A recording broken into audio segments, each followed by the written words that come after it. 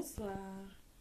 Vous voyez, je souris parce que je suis heureuse de vous retrouver, d'être revenue parmi vous après une semaine de repos, de méditation.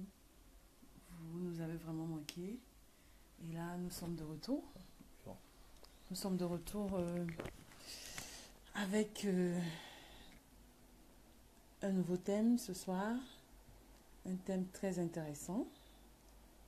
Et nous espérons vous compter nombreux parmi nous. J'espère que vous avez passé une très bonne journée et un bon début de semaine parce que nous sommes quand même mardi. On n'est pas encore au milieu de la semaine n'est pas encore achevée. En tout cas, moi j'ai le sourire, je suis très contente de vous retrouver. Toi aussi?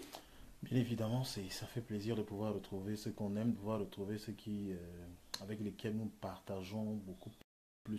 Man, bonjour, bonjour Ronnie, bonjour Blanche Eco, bonjour Patricia, Bonjour bonjour à tout le Patricia, monde. bonjour Blanche Eco. Ça fait plaisir. Ouais, shalom mon frère, shalom, shalom. Ça fait plaisir de te voir là, ça fait plaisir de vous voir tout ce soir et de savoir que vous portez bien. Ben oui. J'espère que vous allez tous bien par la grâce de Dieu. Bonjour Marie, Anya, bonjour vraiment tout le monde. Nous sommes heureux de pouvoir vous compter nombreux. Frédéric, bonsoir, bon après-midi à toi. Excusez, on a souvent un problème. Chaque fois qu'on dit bon après-midi, c'est parce que nous voyons le jour, nous voyons la lumière du jour. On a comme l'impression que tout le monde passe par l'été. Or, peut-être ailleurs, il fait déjà franchement nuit. Bonsoir Diane, bonsoir à tout le monde, bonsoir à tous ceux qui se connectent, tous ceux qui sont en train de se connecter à cette heure.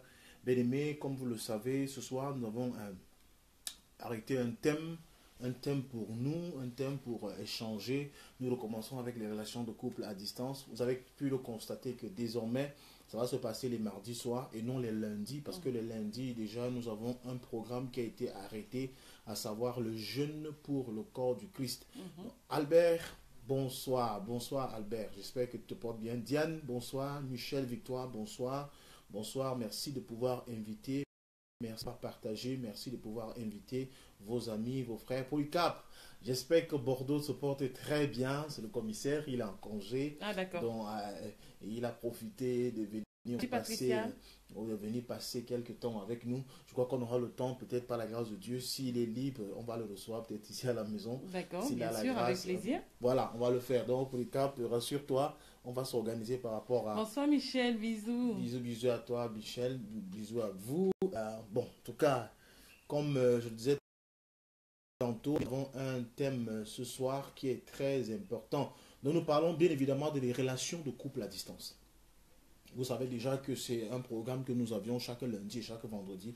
Maintenant, ça ne sera plus les lundis, ça sera plutôt le mardi et le vendredi. Le vendredi, on va maintenir l'heure. Le mardi, on va maintenir l'heure de 20h, bien évidemment.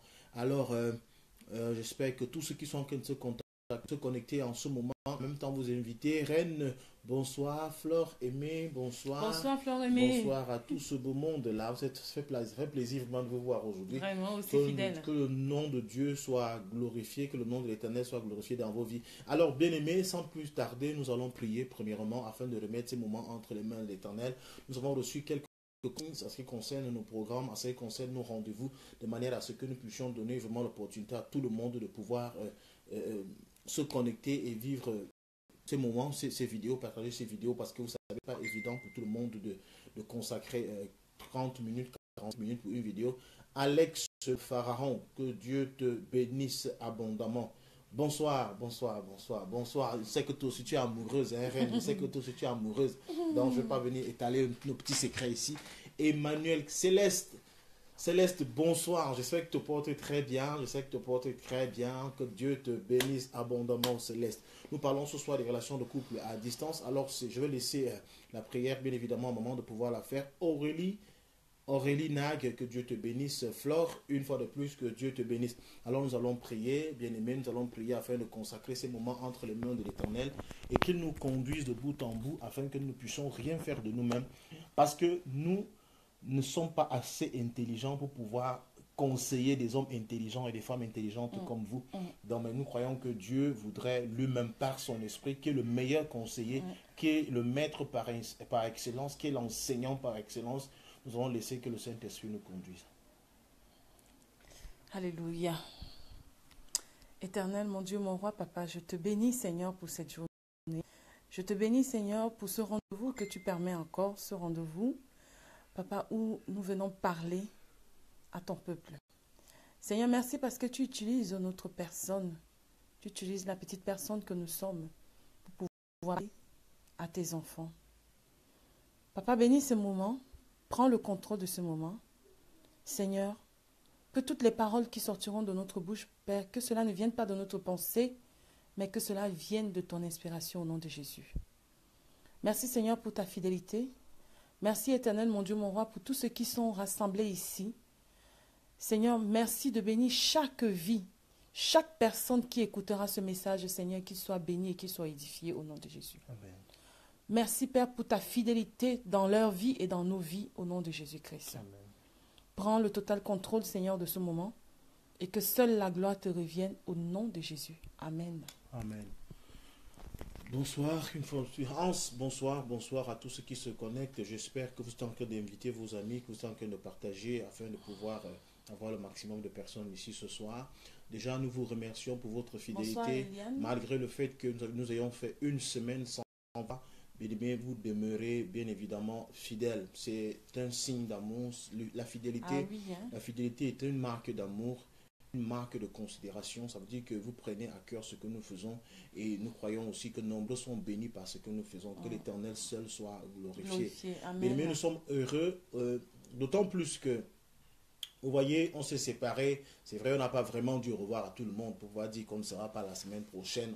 On n'a pas pu le dire. Ce qui fait qu'on a reçu tantôt des messages des personnes qui cherchaient à savoir pourquoi est-ce que nous ne sommes pas là, où sommes-nous passés. Myriam, bonsoir. Daniel, bonsoir. Pourquoi est-ce que nous ne sommes pas là?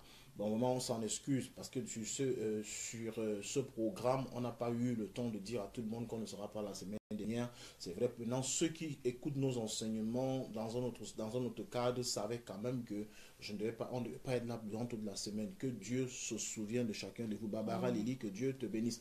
Alors, bien évidemment, bien aimé, nous allons commencer après la prière. Je crois qu'il a été bénissante. Vraiment, nous bénissons encore la présence de Dieu au milieu de nous, qui est le meilleur enseignant. Je tiens à l'insister parce que je tiens à insister là-dessus parce que vous voyez, nous sommes tous des hommes avec des erreurs que nous pouvons faire. Nous ne sommes pas parfaits. Ce qui fait que notre exemple n'est pas peut-être l'exemple parfait, mais nous nous inspirons de ce que nous avons vécu et de ce qu'on n'a pas pu faire pour dire aux autres, faites-le, ça marchera. Là où nous sommes tombés, on ne vous dira pas que nous sommes tombés parce qu'on a eu à faire ceci. On se contente de vous dire tout simplement ce qui est bon et qui vous permettra de pouvoir avancer. Parce que j'aime bien cette page de l'écriture dans le livre de Genèse chapitre 1 où la Bible déclare que Dieu sépara la lumière avec les ténèbres. Bien aimé, Dieu n'a pas tenu compte de la présence des ténèbres, mais il a tenu compte de ce que lui voulait voir. Il voulait voir en existence la lumière.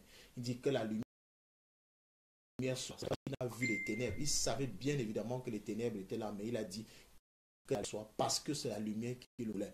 Alors c'est pourquoi nous aujourd'hui, nous nous contentons tout simplement de vous dire réellement ce qui a marché et on comprend que si certaines choses n'ont pas marché parce qu'on n'a pas fait certaines choses aussi.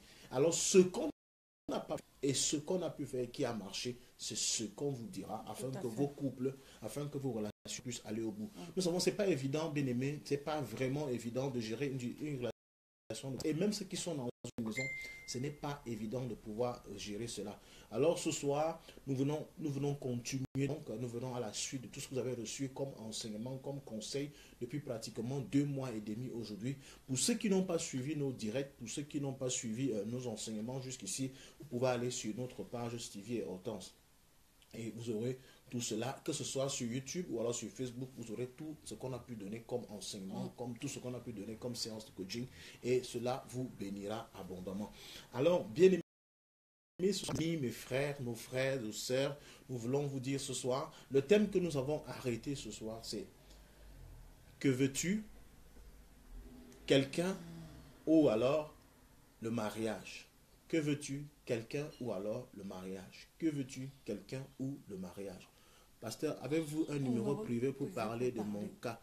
Oui, vous allez m'écrire, Marie, vous allez m'écrire inbox et comme ça, je vais vous passer mon numéro. J'espère que c'est bon. Je vais vous passer mon numéro inbox. Vous allez m'écrire inbox et puis je vais vous envoyer un numéro de téléphone. Il n'y a pas de souci. Alors, nous parlons aujourd'hui, que voulez-vous? Nous parlons aux uns comme aux autres. Nous parlons aux femmes comme aux hommes. Que voulez-vous? Quelqu'un ou alors le mariage? Parce qu'il faut faire la différence. Il y a beaucoup de personnes qui veulent tout simplement quelqu'un dans leur vie. Il y a des femmes qui veulent seulement un homme dans leur vie. Et il y a des hommes qui veulent seulement une femme dans leur vie. Mais il y a aussi des hommes, il y a des femmes qui veulent le mariage. Il y a des hommes qui veulent le mariage, il y a des femmes qui veulent le mariage. Alors la question qu'on vient poser à tout un chacun ici, qu'est-ce que vous voulez? Vous voulez tout simplement un homme dans votre vie ou alors une femme dans votre vie? Ou alors vous voulez à tout prix, vous voulez un homme qui va vous épouser ou alors vous voulez le mariage? En fait, c'est cela. Parce que vous voyez, nous sommes en Europe, c'est l'été. C'est l'été. Et cette période influence le monde. Que tu sois en Afrique, que tu sois en Amérique, c'est une période qui influence le monde en général. Pourquoi? Parce que pendant l'été, il y a beaucoup de mouvements. Il y a beaucoup de mouvements et c'est tout à fait normal.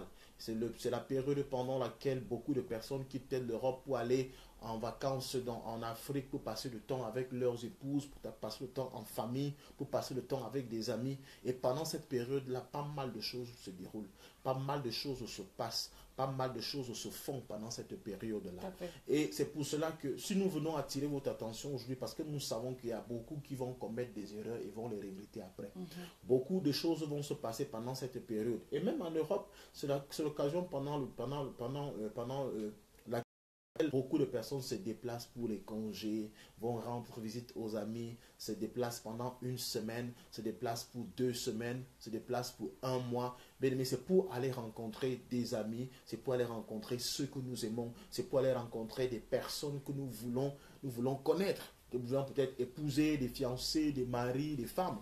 Et pendant cette période, beaucoup de choses vont aussi se passer. Parce que c'est pendant cette période-là qu'on va avec les hommes, on va avec les femmes, on tisse des alliances, on se fait des promesses qu'on pourra plus ou moins respecter, qu'on pourra plus ou moins mettre en œuvre.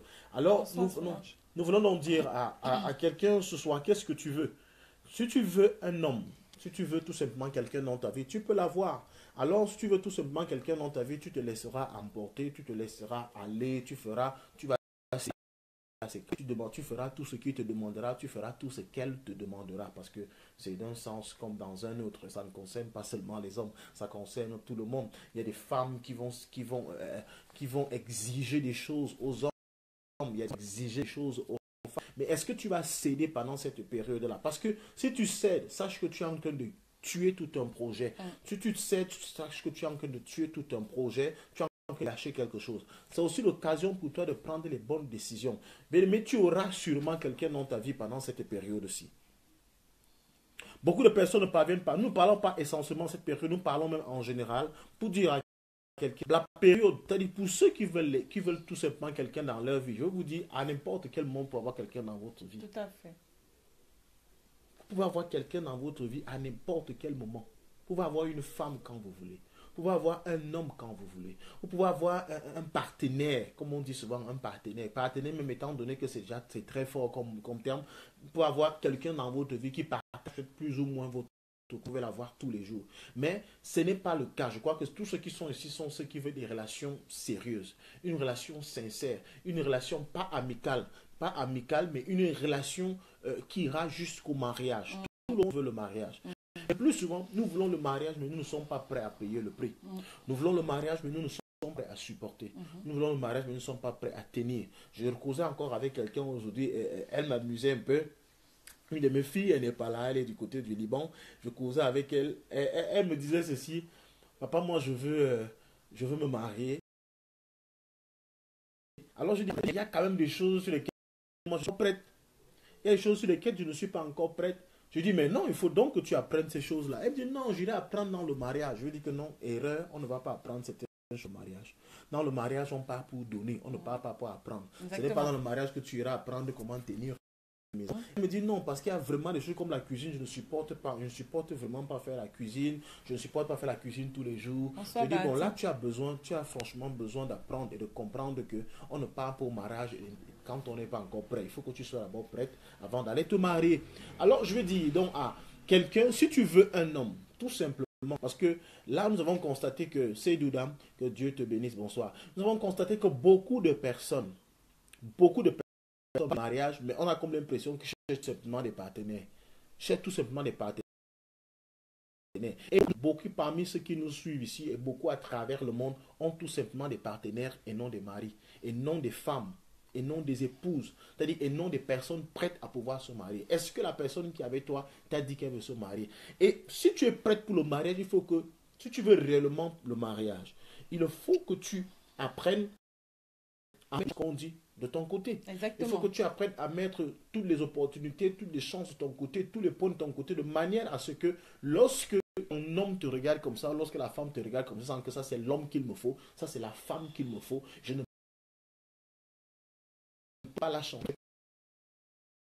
Pas besoin de la... Voyez-vous, bien évidemment, on ne peut pas se lier avec une personne qu'on n'estime pas. On ne peut pas se lier avec une personne qu'on n'estime pas. Si tu es quelqu'un qui ne peut pas lâcher, tu as déjà tout donné, vraiment, tu seras tout simplement quelqu'un dans la vie de quelqu'un. Tu seras tout simplement quelqu'un dans la vie de quelqu'un. Je ne sais pas si tu voulais parler déjà. Non. Tu seras tout simplement quelqu'un dans la vie de quelqu'un. Or, dans ton esprit, toi, tu veux le mariage. Tu veux le mariage. Tu veux le mariage, mais tu ne sais pas ce qu'il faut faire. Tu veux le mariage, mais tu n'arrives pas à t'abstenir. Tu veux le mariage, mais tu n'arrives même pas à te contrôler toi-même. Aucun homme ne voudra aller prendre une femme qui est irrésolue, qui ne sait pas là où elle va. Et aucune femme ne voudra prendre un homme qui ne sait pas où il va. Parce que c'est encore une double charge pour elle-même. Déjà, elle considère elle-même qu'elle a un problème. Nous voulons le mariage et nous ne sommes pas prêts à faire des concessions au changement. Oui, c'est vrai, ça c'est vrai. Nous voulons le mariage.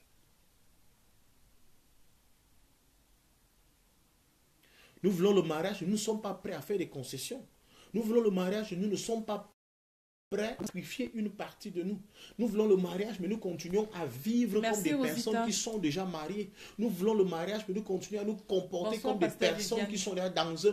En fait, et c'est ça le problème que le monde a aujourd'hui. C'est ça le véritable problème que le monde a aujourd'hui. Combien de femmes, combien disent chaque jour, je veux déjà une femme, je veux déjà me marier. Mais quand tu regardes son comportement, quand tu regardes son attitude, non, regarde plutôt là-bas. Quand tu regardes son attitude, tu as comme l'impression que la personne n'est pas prête. Quand tu demandes de quelqu'un, tu dis, mais attends. Amen, pasteur Viviane. Elle veut 2 personnes. Elle est en couple avec 3 personnes. Elle te dit qu'elle veut... Attends, comment tu fais? Mais excuse-moi, ça c'est en couple, ça dit qu'en fait, elle vit maritablement, ou alors il vit maritablement déjà avec une femme. Tu vois, mais il te dit qu'il veut le mariage. Attends, ça veut dire que au fond de lui, il considère que celle avec qui il vit, ou alors celui avec qui elle vit, n'est pas prêt, n'est pas l'homme de sa vie. Mais malheureusement, elle est toujours avec la personne. Pourquoi tu ne la quittes pas? Pourquoi tu restes avec elle alors que tu es conscient que ce n'est pas l'homme qu'il me faut? Vraiment, on s'observe encore. Pasteur, je l'observe encore. Je n'ai pas encore décidé, mais on s'observe encore, on se regarde. Jusqu'à quand allez-vous vous observer? Jusqu'à quand? Et le temps passe. Alors je dis, celui qui veut quelqu'un, tu auras quelqu'un dans ta vie. Mais celle qui veut le mariage aura aussi le mariage. L'homme qui veut tout simplement une fille avec qui passer le temps, une fille avec qui monter et descendre, une fille avec qui passer l'été, une fille avec qui passer les congés, passer les vacances, aller faire un tour à Dubaï, aller faire un tour à Monaco. Tu auras ce genre de femme. Elles existent. Mais tu tomberas aussi sur une femme qui ne veut pas faire ces déplacements-là. Elle te dit, c'est pas ça qui m'intéresse. Je n'ai pas besoin de cela. J'ai besoin d'un homme. J'ai besoin d'un homme qui m'épouse. Est-ce que tu es prêt à pouvoir m'épouser? Est-ce que tu es prête? Une femme qui viendra souvent pour te dire, moi j'ai besoin de ça. Elle va te dire que je n'ai pas besoin de ce genre de femme. Et ça dépend. C'est à chacun de nous de prendre, de faire ce genre de décision. C'est à chacun de nous de pouvoir dire, je ne veux pas ceci, je ne veux plus mener ce genre de vie. Mais tu juges que tu es déjà à l'âge de pouvoir te marier. Quand tu regardes ton âge, tu as 30 ans, tu as 25 ans, tu as 40 ans. Et tu dis, pasteur, je veux d'abord me marier. Mais ne regarde pas les erreurs que tu as eu à commettre jusqu'aujourd'hui. Et tu continues à te plonger les mêmes erreurs. Tu continues dans les mêmes erreurs. Tu continues dans les mêmes fautes. Tu continues dans les mêmes fautes. Je disais à ce de mes enseignements que je donne, c'est que ce que vous oubliez, c'est que chaque fois que Dieu nous relève, ça sont finis. Chaque fois que Dieu nous relève, chaque fois qu'on réussit à battre un démon, chaque fois qu'on réussit à battre un ennemi, bien aimé, notre ennemi n'est jamais mort. Notre ennemi n'est jamais tué. L'ennemi qu'on a combattu, on le combattra encore demain. Et on le combattra toujours et toujours. Ça veut dire qu'il faut toujours... Il faut être fort. Il faut être fort de manière à ce que nous puissions tenir pendant longtemps. De manière à ce que nous puissions avancer jusqu'à obtenir ce que nous voulons. Ça veut dire quoi? Je résiste. Je tiens ferme. Je dis, je ne tomberai plus. Oui, je suis tombé la première fois. J'ai écouté un coach. J'ai écouté un pasteur qui m'a enseigné. Il m'a dit, il ne faut plus que je fasse ceci. Wilfried Bonny, que Dieu te bénisse. Il m'a dit, il ne faut plus que je fasse ceci. Mais malheureusement, ce que je suis en train de faire, ce que je suis en train de décrire en ce moment, certains qui sont en train de dire Amen, qui sont en train de dire ce que tu dis est vrai, vont retomber d'erreur demain. Or, le pasteur que je suis, on a pris la peine de pouvoir leur dire, faites attention, ça arrivera. Parce qu'on dort souvent, parce qu'on se dit, oh, j'ai vaincu l'ennemi là, je l'ai vaincu. Oui, tu l'as vaincu, mais tu ne l'as pas tué. Le même garçon qui t'a fait qui te fasse encore tomber dans 3 ans. La même fille qui t'a fait tomber il y a de cela 5 ans, il est dans 7 ans, il va encore tomber. Je vous dis, il faut finir cela. Et c'est pour cela que vous voyez, les hommes, il y a un adage qui dit, un adage populaire qui dit qui a bu boira. En fait, et moi je veux dire à ces personnes que cet adage doit arrêter d'exister dans votre vie. C'est-à-dire quoi? Quand on dit un te boira, c'est une façon, le garçon qui t'a connu, il est possible que tu es marié, qu'il te connaisse encore pendant que tu es marié avec quelqu'un d'autre. Les filles que tu as connues, il est possible qu'elles reviennent même 10 ans après, tu vas toujours la connaître. Il faut que ce genre d'adage, ça là, celui qui m'a bu dans le passé ne pourra plus jamais boire de mon marigot. Celui qui a bu à ma source ne pourra plus jamais la boire. Parce que je ne suis pas une source. Je ne suis pas une source où chacun vient. Je ne suis pas une source dans ce sens-là. Je suis une source, je peux donner à manger. Je ne peux pas permettre que ma source soit bouchée. Tu comprends un peu? Je ne suis pas capable de pouvoir voir comment mes chances, comme on dit souvent, mes chances de pouvoir réussir dans la vie s'amoindrissent. Non, je ne peux pas accepter que les gens me détruisent durant toute ma vie. Et c'est à chacun de prendre cette décision-là. Dorcas, bonsoir. Liliane, bonsoir. C'est à chacun de prendre cela. Comment peux-tu te retrouver en train de faire malmener par un même homme depuis 7 ans? Comment peux-tu accepter qu'une même femme, bonsoir Valentin, qu'une même femme te malmène 7 ans, elle part. C'est ce qui est souvent bizarre. C'est une fille avec laquelle tu sors, vous arrêtez, vous cassez, et 3 ans après, tu es dans une autre relation, elle revient encore, et elle s'impose. Ça c'est plus sorcellerie. Et quand on dit c'est la sorcellerie, ce n'est même pas une affaire de sorcellerie, c'est que c'est toi-même qui permets que cette fille-là revienne. Qu'elle revienne, un même homme. Cela a du mal à passer chez moi. Quoi, la connexion? La connexion, ou quoi? Vous n'arrivez pas à comprendre. Je n'arrive pas à comprendre, bonsoir ma mère, Nicole. Je n'arrive pas à comprendre comment un homme peut te malmener comme ça, une femme peut te malmener comme ça. Où sont passées les femmes de valeur?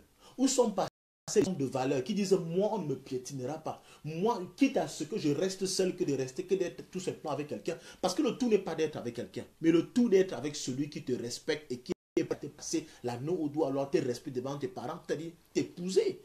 T'épouser. Pas dire, je serai en couple avec quelqu'un. Beaucoup vivent en couple.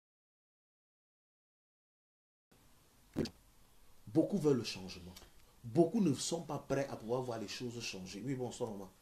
Oui. Ben, ok, Patricia, ce que moi je tiens à dire, en tout cas, comme vous le savez, moi je parle toujours aux femmes, parce que moi je suis pour les femmes. Ce que je tiens à dire aux femmes, c'est que quand tu es avec... Je suis pour tout le monde, hein, je suis pour tout le monde. C'est que je m'adresse plus aux femmes, en fait. Quand je dis que je suis pour les femmes, mais je suis pour tout le monde. Et je parle aussi aux hommes.